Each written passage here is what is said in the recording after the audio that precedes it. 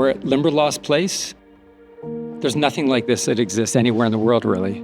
It's a 10-story, assembly occupancy, exposed mass timber building, and it's the School of Architecture for George Brown College.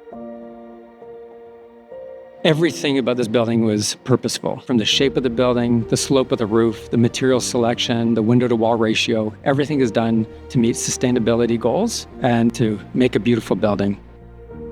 Wood was chosen as a primary material as part of George Brown College's aspiration to have a low-carbon building. Wood is one of the only structural options we have that responds to reducing carbon in our buildings. And there are many, many studies that tell you that people feel better, perform better, and are actually healthier in buildings that use natural materials. So why wouldn't we? The idea of mass timber came along the way with what we wanted to do to be part of the climate change solution.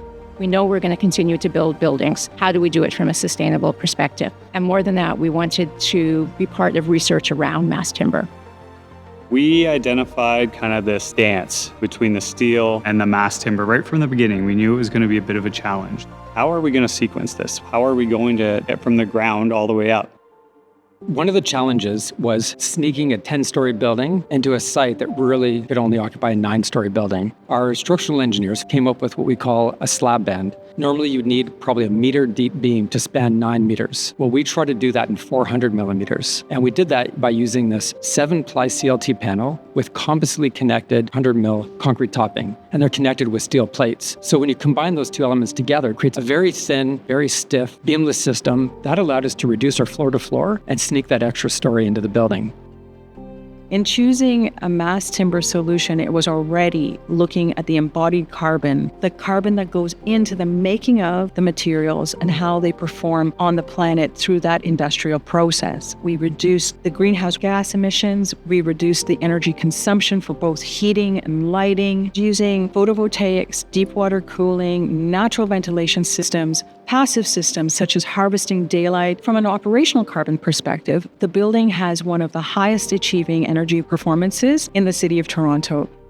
Definitely, there were some efficiencies we found with using mass timber. Speed, it does go up very quickly. An additional efficiency we found was just the cleanliness. We didn't have all the formwork that usually comes with big concrete jobs or miscellaneous pieces that would come with steel jobs. And on a typical formwork job this size, I could have anywhere between 30 and 40 form workers. When working with mass timber, it's a very small crew size. So we had a crew between 6 and 8 carpenters and laborers that would help execute this job. Just a lot less people, a lot less mess, and a lot more efficient.